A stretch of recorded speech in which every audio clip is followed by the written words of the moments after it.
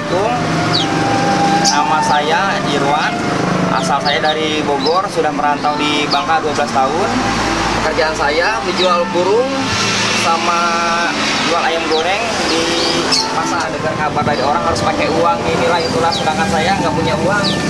Ada mau usaha seperti ini. Alhamdulillah anak saya yang nama Bagus sekarang udah di SPN. Benar-benar bersyukur, rezeki dari Allah. Dia tanpa pakai uang, alhamdulillah berhasil.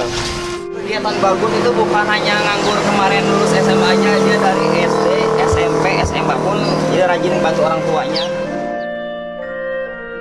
Gus, pesan ayah, Bagus sekarang ibaratnya lah jadi polisi, biarpun sekarang lagi tengah pendidikan SPN. Cuman itulah pesan ayah, udah jadi polisi jangan sombong, jangan merasa puas.